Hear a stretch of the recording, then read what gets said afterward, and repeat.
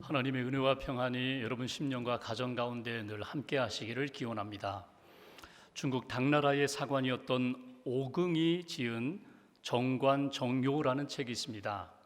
이 책은 당 태종이 가까운 신하들과 나라에 대해서, 정치에 대해서 주고받은 문답을 모아서 엮은 책입니다.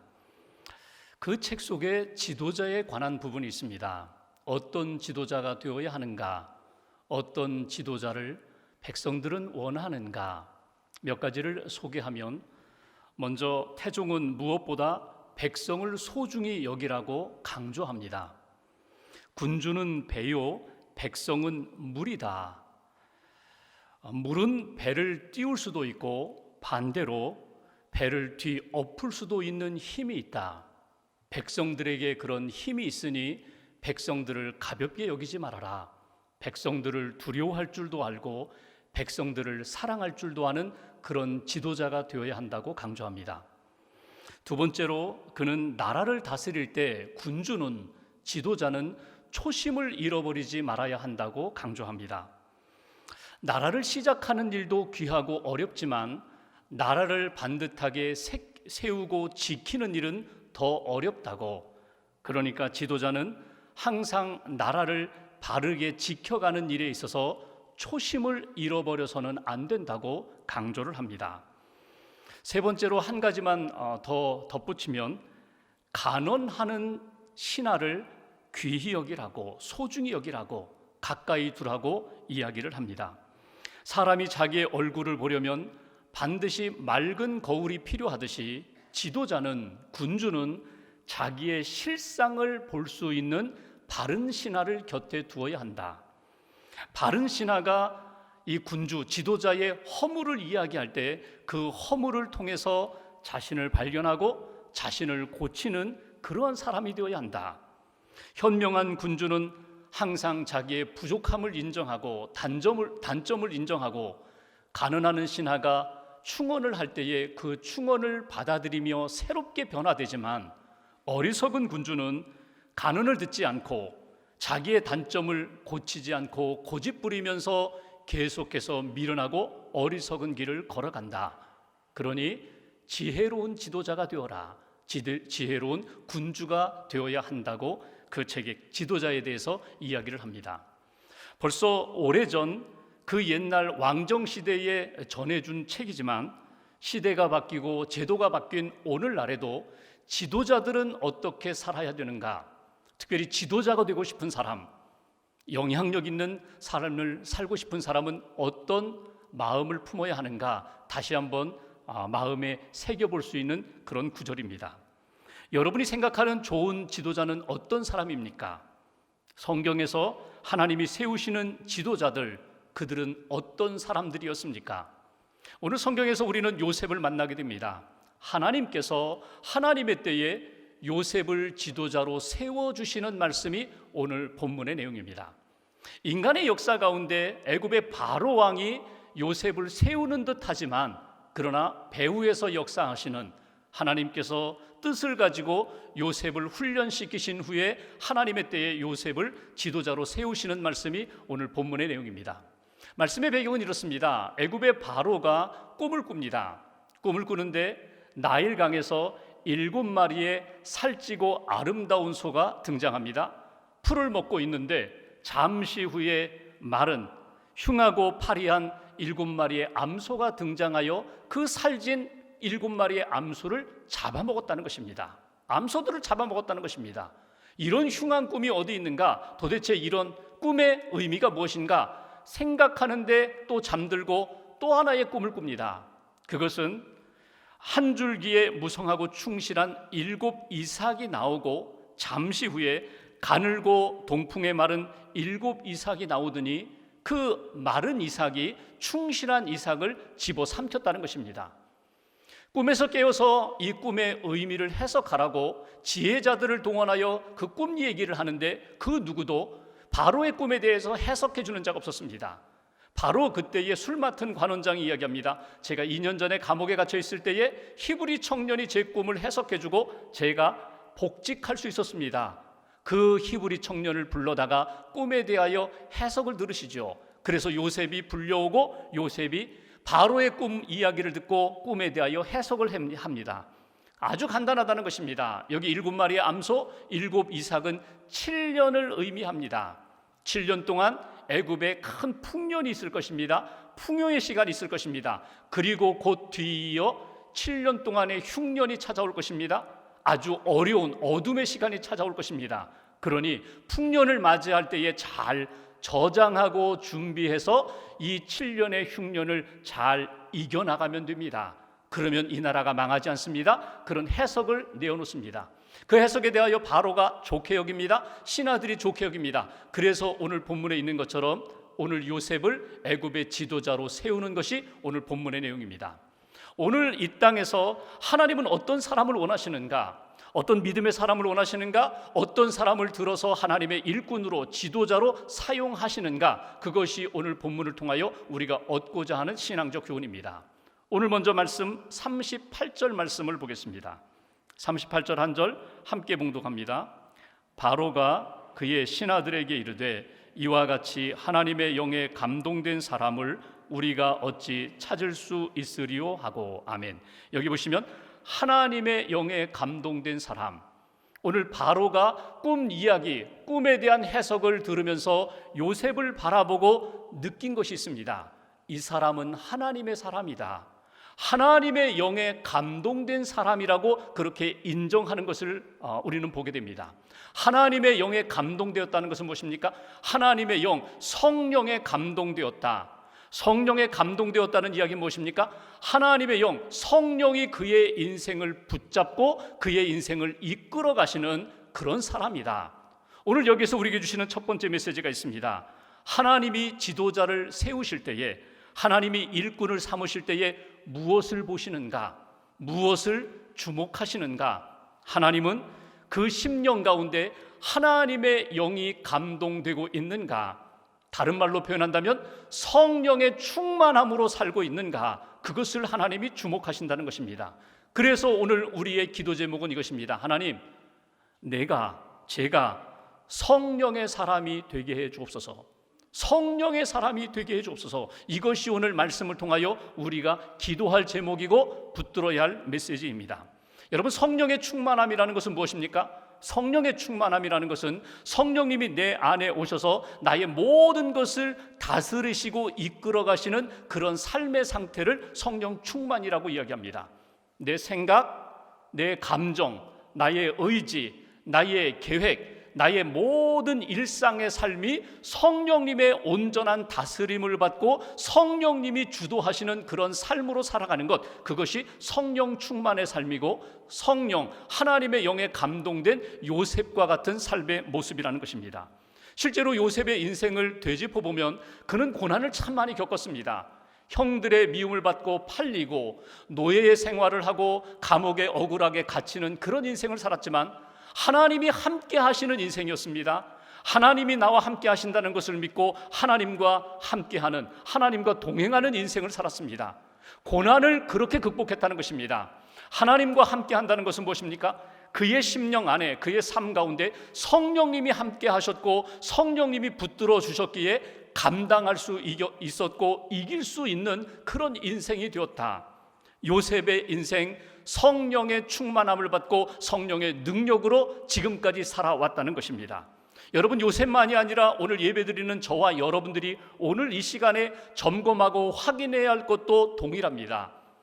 성령님 내 안에 계시는가? 성령님이 내게 말씀하시는 대로 내가 그 말씀에 귀를 기울이고 있는가? 나는 나의 삶의 모든 영역에서 성령님의 다스림을 받고 있는가? 나는 성령님이 이끌어 가실 때에 그 성령님의 이끄심에 전적으로 순복하며 순종하는 삶을 살고 있는가? 내가 그렇게 오랫동안 신앙생활을 했는데도 불구하고 성령의 체험도 하고 성령의 여러 가지 열매와 은사를 받았음에도 불구하고 성령님의 온전한 다스림을 받지 못하고 있다면 우리의 인생은 메마를 수밖에 없습니다. 힘든 일생일 수밖에 없습니다. 그런데 나는 믿음이 연약하고 부족하지만 성령님 내 안에 오셔서 나를 이끌어 가실 때에 나는 성령님께 모든 것 맡기겠습니다. 성령님을 따라가겠습니다. 성령님이 이끄시는 대로 순종하겠습니다. 그것이 오늘 성령님이 다스리시는 인생, 성령 충만한 삶이 된다는 것입니다. 여러분, 성령님이 우리 안에 오셔서 다스리시면 문제 없어요. 어려움 없어요. 문제도 성령님이 해결해 주실 것이고 어려움도 우리로 하여금 극복할 수 있는 능력을 주실 것입니다. 그래서 성경은 우리에게 이렇게 말씀합니다. 성령 충만한 사람이 될 때에 하나님의 영광, 하나님의 뜻 이룰 수 있다고. 바울이 에베소 교회에 편지하면서 에베소서 5장 18절에 이렇게 권면합니다. 술 취하지 말라, 이는 방탕한 것이니 오직 성령으로 충만함을 받으라. 술 취하지 말라. 여기 술은 우리가 마시는 술도 의미하지만 더 큰 의미는 세상의 술을 이야기하는 것입니다. 세상에 취하지 말라는 것입니다. 세상의 욕심이나 쾌락이나 탐욕에 취하지 말라는 것입니다. 술 취하지 말라. 뇌가 세상의 영에 사로잡히면, 내 심령의 중심에 세상의 영이 자리 잡고 있으면 너는 세상 사람이 되는 거야. 하나님의 사람은, 믿음의 사람은 성령을 취하고 성령을 붙잡고 성령의 다스림을 받으며 살아갈 때에 성령의 사람이 되고 믿음의 사람이 되는 거야.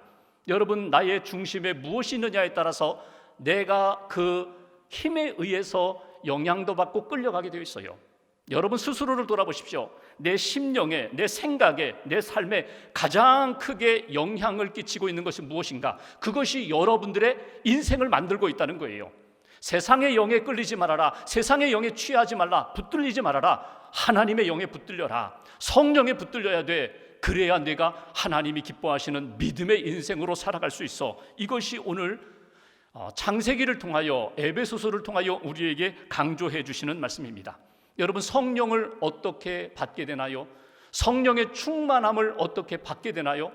여러분, 우리가 기도할 때에 성령님 우리 안에 오셔서 역사하십니다.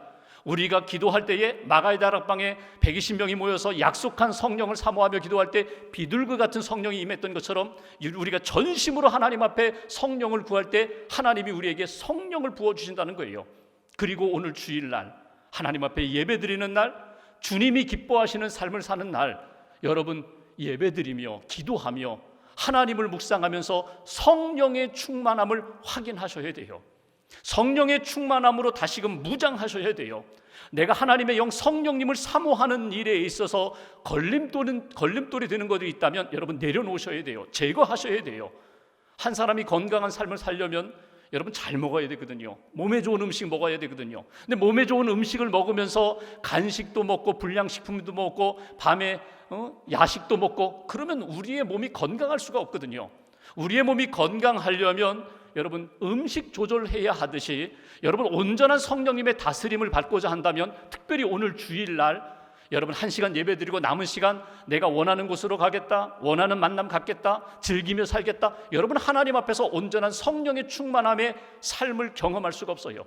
오늘 하루는 적어도 성령님에 집중하면서 성령님이 내게 무엇을 말씀하시는지, 무엇을 깨닫게 해주시는지, 나를 어떻게 진단하고 이끌어 가시는지 성령에 사로잡힐 때에 오늘 성령 충만함을 받고 한 주간 동안 믿음의 삶을 살 수 있다. 성령의 능력을 증거하며 살 수 있다.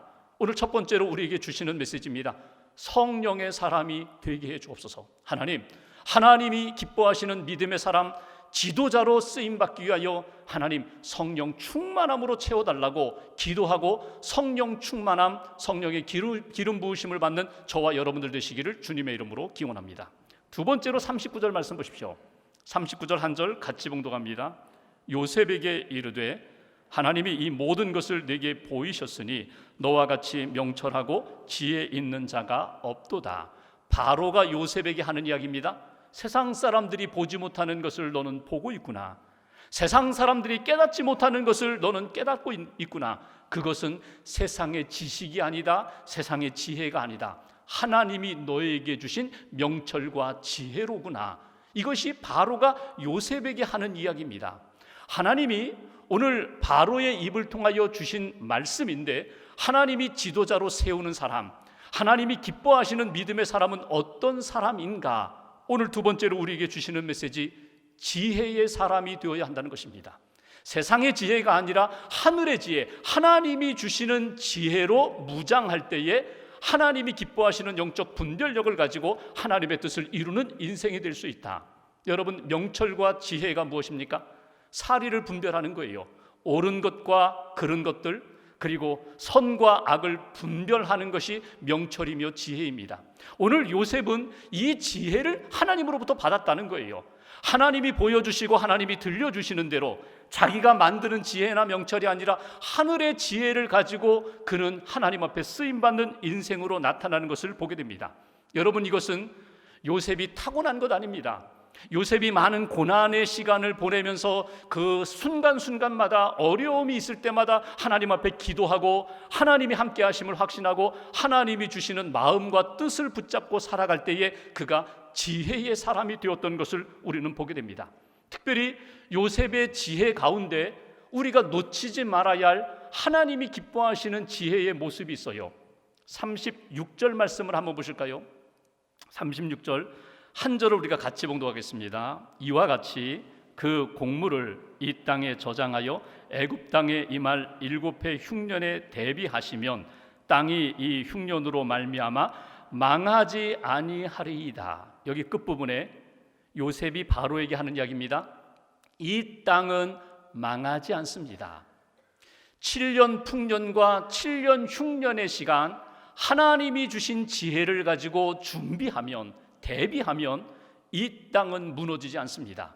여러분, 이 얘기가 무엇입니까? 이 땅에 생명이 보존될 것입니다. 살리는 이야기를 하고 있어요. 여러분, 하나님이 우리에게 주시는 지혜는 어떤 지혜인가 하면 망하게 만들고 무너지게 만들고 어두운 것을 지적하는 지혜가 아니라 생명을 살리는 것으로 우리에게 보여주시고 우리에게 말하게 하신다는 거예요. 하나님이 원하시는 지혜는 어떤 지혜인가? 살리는 지혜입니다. 48절 말씀 보십시오. 제가 앞부분만 읽겠습니다. 요셉이 애굽 땅에 있는 그 7년 곡물을 거두어 각 성에 저장하되, 여러분, 준비하는 지혜예요. 그러니까 7년 동안 풍년의 때에 먹고 마시고 흥청거리고 쾌락에 빠지는 것이 아니라 미래를 바라보면서 준비하는 지혜가 요셉에게 있었다는 거예요. 이것이 하나님이 요셉에게 주신 지혜거든요. 그러니까 하나님이 기뻐하시는 지혜는 무엇인가?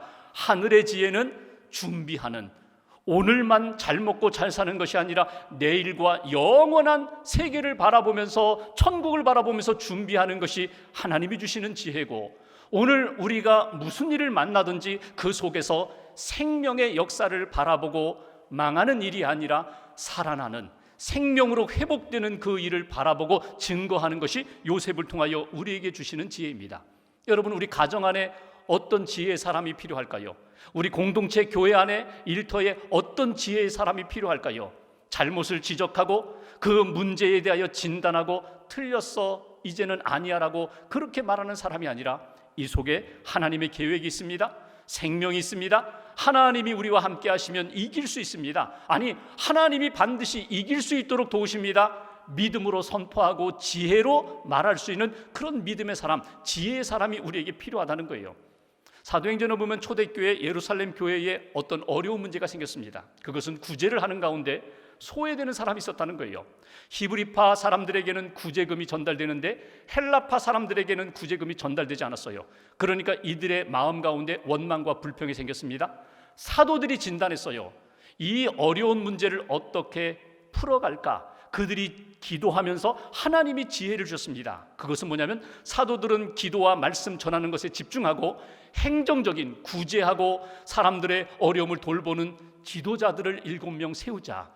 그들을 세우는 지혜를 하나님으로부터 받게 됩니다. 그리고 7명의 지도자를 세울 때 기준을 정합니다. 사도행전 6장 3절에 보면은 이렇게 기준을 세웁니다. 형제들아, 너희 가운데서 성령과 지혜가 충만하여 칭찬받는 사람 7을 택하라. 우리가 이 일을 그들에게 맡기리라. 여러분, 여기 기준이 뭐예요? 성령과 지혜가 충만하고 칭찬받는 사람. 하나님이 주신 지혜를 가지고 여러분, 파벌 따지지 말고 정말 성령의 사람이 누군가, 지혜의 사람이 누군가, 하나님과 사람들에게 인정받는 사람들이 누군가, 그 7명을 택했어요. 스데반을 비롯한 7명이 선택되었는데 여러분, 이 사람들이 어떤 사람들인지 아세요? 모두 다 7명 다 헬라파 사람들입니다. 원망 가운데, 불편함 가운데 있던 사람들, 그들 가운데 7명을 택했어요. 파벌이 아니라 하나님이 주신 지혜의 기준을 가지고 선정했더니 하나님이 기뻐하시는 사람들이 세워지고 온 교회가 평안했더라. 온 교회가 영적으로 회복되었더라. 여러분, 하나님이 우리 공동체 안에 원하시는 사람이 무엇일까요? 지식이 많은 사람 아닙니다. 지식 때문에 다른 사람들의 잘못을 지적하고 자기는 교만하여 우쭐거리고, 다른 사람의 허물을 지적하며 상처를 주고 자기는 전혀 그런 잘못 범하지 않은 것으로 인하여 자랑하고 다니는 그런 사람이 아니라, 하나님의 지혜를 품고 하나님의 뜻이 무엇인가, 지식을 가지고 부분만 보는 인생이 아니라 지혜를 가지고 전체를 바라보고 미래를 바라볼 수 있는 그런 사람, 하나님이 우리 공동체를 어떻게 살릴 것인가, 생명의 길을 볼 수 있는 사람, 그런 지혜의 사람을 하나님이 우리에게 원하신다는 거예요. 오늘 우리가 기도하는 내용은 그것입니다. 하나님, 내게 지혜를 주세요. 하늘의 지혜를 주세요. 미래를 볼 수 있게 해주세요. 준비할 수 있게 해주세요. 말 한마디라도 영혼을 살리는 말을 하게 해주세요. 만약에 요셉이 바로에게 꿈 이야기를 해주면서 이 나라 7년 동안 흉년이 임하면 다 망합니다, 이렇게 말했더라면 아마도 바로가 요셉을 세워줄 수 있었을까요? 요셉의 말에 귀를 기울여 보십시오. 망하지 않습니다. 망하지 않습니다. 7년을 잘 준비하며 미래를 준비하고 곡식을 잘 저장해 두면 우리는 망하지 않습니다. 잘 이겨나갈 수 있습니다. 생명의 길로 갈 수 있습니다. 하나님이 저와 여러분들에게 오늘 다시 지혜를 주셔서 하나님의 생명의 말씀을 증거하고 미래를 바라보고 준비할 수 있는 그런 믿음의 인생 되시기를 주님의 이름으로 기원합니다. 마지막 한 가지, 40절 41절 말씀 보십시오. 40절 41절 두 절 함께 봉독합니다. 너는 내 집을 다스리라. 내 백성이 다 내 명령에 복종하리니 내가 너보다 높은 것은 내 왕좌뿐이니라. 바로가 또 요셉에게 이르되 내가 너를 애굽 온 땅의 총리가 되게 하노라 하고, 여기 보시면 40절 앞부분 너는 내 집을 다스리라, 총리로 세우는 것을 보게 됩니다. 지금까지 요셉의 인생을 들었어요. 그리고 꿈 이야기를 하면서 해석하는 요셉의 모습을 보았어요. 그가 보디발 집에서 노예로 있을 때, 감옥에서 죄수로 있을 때 그가 어떻게 섬기고 그가 어떤 영향력을 가지고 다스렸는지 들었고 보았습니다. 그리고 하는 이야기입니다. 너는 내 집을 다스리라. 이제는 내 집, 이 나라를 내가 좀 관리해다오. 이 나라를 좀 섬겨다오. 그리고 총리의 직책을 맡기는 것을 보게 됩니다. 요셉의 신실함, 요셉의 충성, 요셉의 섬김을 보고 들었다는 것입니다. 하나님이 지도자를 세우실 때에 하나님이 우리 한 사람 한 사람 성령을 주시고 지혜를 주셔서 우리를 사용하시고자 할 때에 우리에게 기대하는 것이 있습니다. 그것은 뭐냐면 하나님께서 우리로 하여금 온전한 섬김의 길을 걷기를 원하십니다. 그래서 우리가 오늘도 기도하면서 하나님 앞에 꿈꾸는 것은 하나님이 기뻐하시는 섬김의 사람이 되게 해 주옵소서. 섬김의 삶을 살게 해 주옵소서.